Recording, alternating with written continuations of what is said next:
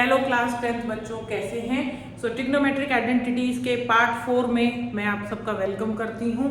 और आज जिस क्वेश्चन को आज हम डिस्कस करने वाले हैं, ट्रिग्नोमेट्री की एनसीईआरटी की अगर बुक के बारे में बात करें तो उसमें ये बच्चों को सबसे ज़्यादा प्रॉब्लमेटिक क्वेश्चन लगता है और मेरा पर्सनली बहुत फेवरेट है ये क्वेश्चन और बहुत ही इंपॉर्टेंट भी है एग्जाम पॉइंट ऑफ व्यू से, board exam point of view से कई बार बोर्ड्स में आ चुका है। तो डिस्कस करते हैं इस क्वेश्चन को। देखिए, क्वेश्चन की शुरुआत अगर हम किसी भी क्वेश्चन को शुरू करते हैं तो या तो देखिए बेसिक कैलकुलेशंस क्या होती है। सबसे पहले या तो साइन कॉस में कन्वर्ट करते हैं। दूसरा क्या हो सकता है, दूसरा हो सकता है कि हम क्वेश्चन के अंदर साइन कॉस में उसको कन्वर्ट कर रहे हैं, एलसीएम ले रहे हैं, या फिर क्वेश्चन के अंदर रैशनलाइजेशन कर रहे हैं। ये तीन बेसिक कॉन्सेप्ट्स होते हैं जो कि हम लगाते हैं। अब इस क्वेश्चन के अंदर वो पॉसिबिलिटी 0 है। देखिए, एलसीएम की कोई गुंजाइश नजर नहीं आएगी एलएचएस में आपको। रैशनलाइजेशन हो नहीं सकता क्योंकि तीन टर्म्स दी हुई हैं। अब यहाँ बात आती है कि इस पर्टिकुलर क्वेश्चन को जब एनसीईआरटी में दिया गया तो उन्होंने एक आइडेंटिटी मेंशन करी है और मैं आइडेंटिटी आपको बता देती हूँ। मैं भी वही यूज करने वाली हूँ, बट एग्जाम में ही एक्सपेक्ट मत करिएगा कि आइडेंटिटी आपको दी जाएगी। कभी कभी होता है दी होती है, कभी कभी होता है नहीं दी होती है, तो that depends on the question. तो हम बिना आइडेंटिटी के करते हैं।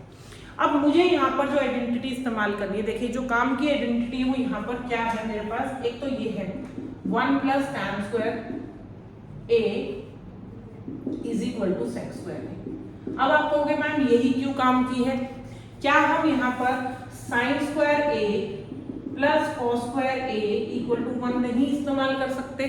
बिल्कुल कर सकते हैं, मैच भी कर रहा है। काफी बच्चों के दिमाग में यही आएगा कि अगर हमें यहाँ कोई आइडेंटिटी इस्तेमाल करनी भी है तो शायद ये सेकंड वाली होगी, बट ऐसा नहीं है। सेकंड वाली आइडेंटिटी बिल्कुल भी इस्तेमाल नहीं होगी। क्यों नहीं होगी, उसके पीछे कारण है, क्योंकि इस आइडेंटिटी का फॉर्मेट देखिए। तीन आइडेंटिटीज में से यही एक आइडेंटिटी ऐसी है जिसके अंदर हम a² + b² वाला कॉन्सेप्ट यूज करते हैं अलजेब्रा का, जो कि मुझे यहाँ काम नहीं करेगा। अब आप कहोगे मैम आपको कैसे पता कि काम नहीं करेगा? क्योंकि बेटा देखिए, यहाँ पर जो हम आइडेंटिटी बनाने वाले हैं, आइडेंटिटी को जिस फॉर्मेट में लिखेंगे तो हम चाह रहे हैं यहाँ पर a² - b² की आइडेंटिटी लग जाए।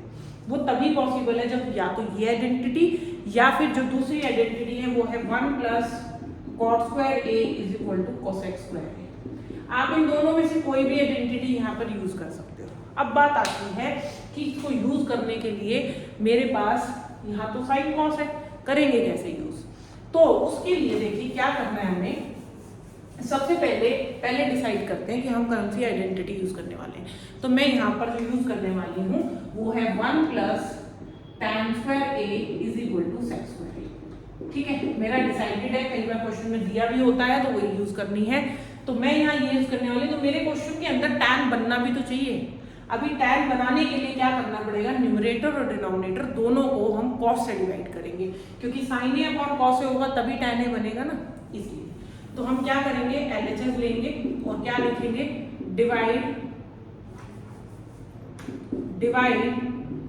Numerator and denominator by cos a। हमें cos a से उसको डिवाइड करना है। ठीक है, इस डिवाइड करने वाले कॉन्सेप्ट को बहुत ध्यान से देखिएगा।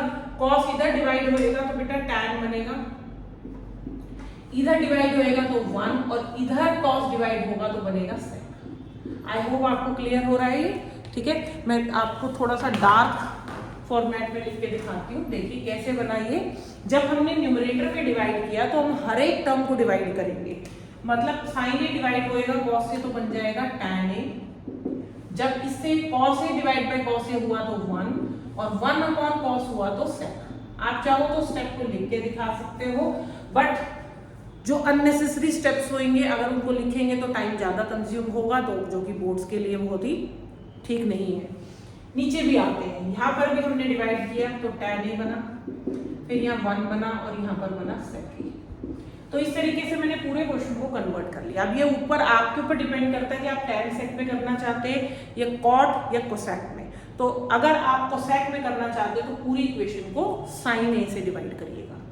अब यहाँ पर जो ध्यान रखने वाली बात है वो क्या है कि मैं इस आइडेंटिटी का इस्तेमाल करूंगी और कुछ इस तरीके से, इस sec square a minus tan square a 1 के बराबर होता है। तो मैं 1 को रिप्लेस करने वाली हूँ, बट 1 तो मेरे न्यूमरेटर में भी है, डिनोमिनेटर में भी है, बट आपको सिर्फ न्यूमरेटर वाले 1 को डिवाइड करना है। मतलब रिप्लेस करना है, नीचे वाले को रिप्लेस नहीं करना। अगर ऊपर नीचे दोनों लगा दोगे क्वेश्चन सॉल्व नहीं होगा, आपस में कुछ भी कैंसिलेशन नहीं होएगा।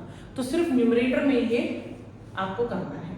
तो tan a as it is, sec a b as it is, minus ये जो माइनस का 1 था इस 1 की जगह पर मैं लिखूंगी sec square a minus tan square a। ठीक है, नीचे वाले पोर्शन को टच नहीं करना है, ये अपने आप ही गायब हो जाएगा छूमंतर, आपको कोई ज्यादा मेहनत करने की जरूरत नहीं पड़ेगी। ठीक है, तो आपको सिर्फ करना कितना है कि जो भी tan या sec में आइडेंटिटी लगाना चाहते हो उसी के अकॉर्डिंग tan sec बनाइए या फिर cot और cosec बनाइए, ऊपर वाले पोर्शन में 1 को रिप्लेस कर दीजिए। अब आपको शायद क्लियर हो रहा होगा कि मैंने साइन और कॉस की आइडेंटिटी क्यों नहीं लगाई, क्योंकि a square minus b square concept लग ही नहीं सकता वहां पर। आगे बढ़ते हैं। अब यहाँ पर ये a square minus b square अगर बन गया है तो क्या a square minus b square को हम a प्लस बी और a माइनस बी लिख सकते हैं? बिल्कुल लिख सकते हैं। तो हमने लिखा tan a plus sec a, ये मेरे पास ऑलरेडी था, मैंने ब्रैकेट में डाला है जस्ट। यहाँ पर हमारे पास 2 ब्रैकेट आ जाएंगे जो कि है एक sec a plus tan a जो कि a प्लस b दिखाएगा और दूसरा बनेगा sec a minus tan a। ठीक है, डिनोमिनेटर को एज इट इज कॉपी कर दीजिएगा, कुछ नहीं करना है, चेंजेस नहीं करने हैं। आगे बढ़ते हैं। आगे हमें क्या करना है, देखिए यहाँ पर अगर मैं बात करूं कि कॉमन लेने की न्यूमरेटर में, तो क्या मैं कह सकती हूँ कि ये 2 ब्रैकेट्स कॉमन है। अब आप कहोगे मैम कॉमन कैसे आया? देखो बेटा, एक एक्सप्रेशन ये है, बीच में माइनस है, ये दूसरा एक्सप्रेशन है। दूसरा एक्सप्रेशन जो है ये मान सकते हो 2 ब्रैकेट इसके फैक्टर्स हैं, उनमें से एक मेरा कॉमन आ गया है, तो मैं इसी कॉमन को लेने वाली हूँ यहाँ पर। आप जब इसे कॉमन लेंगे तो देखिए क्या बचेगा, मैं ऊपर से थोड़ा रब करके आपको दिखाती हूँ।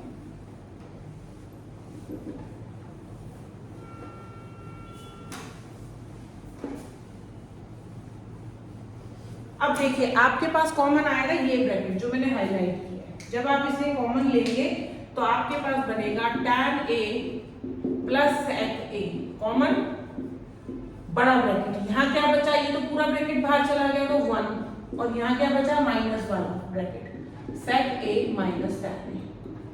ठीक है, और नीचे वाला पोर्शन जो है वो एज इट इज हम लिखेंगे जो कि था tan a plus 1 minus sec a। ठीक है, कॉमन लेने के बाद यहाँ पर पहले वाले की जगह 1 लिखना है और दूसरे वाले की जगह सिर्फ माइनस वाला ब्रैकेट लिख देना है। अब हम नीचे वाले पोर्शन को कुछ फिर से टच नहीं करेंगे और ऊपर वाला जो पोर्शन है उसको अंदर ब्रैकेट में थोड़ा सा सिंप्लीफाई करेंगे। आप देखोगे कि ये बिल्कुल इसके जैसा दिखने लग जाएगा। तो हमने क्या करा, इसको एज इट इज लिखा, इसमें मैंने इस माइनस साइन की वजह से ब्रैकेट ओपन किया जब, तो ये साइन चेंज हो गए, तो sec a बन गया नेगेटिव और tan a बन गया पॉजिटिव। और आप देखोगे कि नीचे वाला जो आपका डिनोमिनेटर था वो इस ब्रैकेट के बिल्कुल सेम आ गया है, हम इसे कैंसिल कर सकते हैं।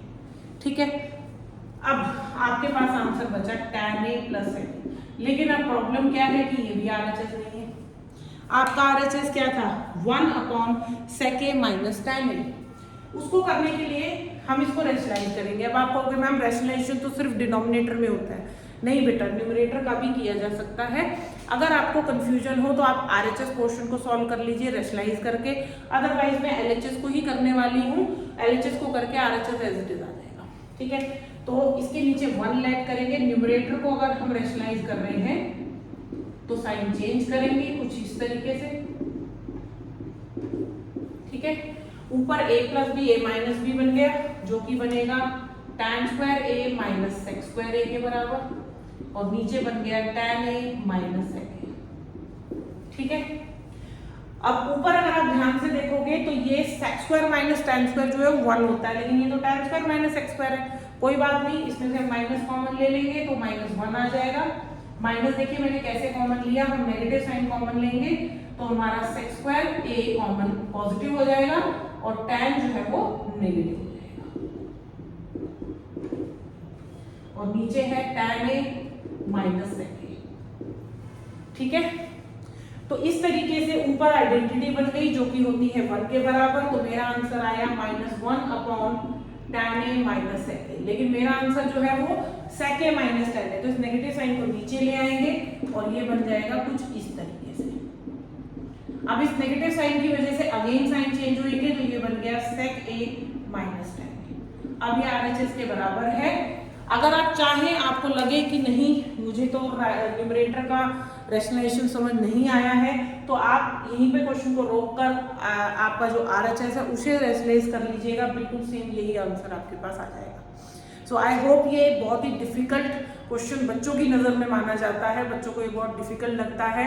जब भी एग्जाम में आएगा ये 4-5 नंबर में आता है और ये बहुत ही इंपॉर्टेंट क्वेश्चन है क्लास 10 के बोर्ड एग्जाम्स के लिए।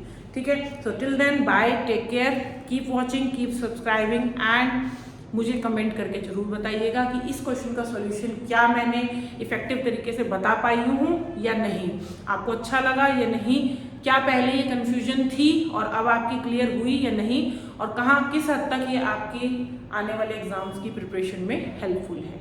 Till then bye, take care.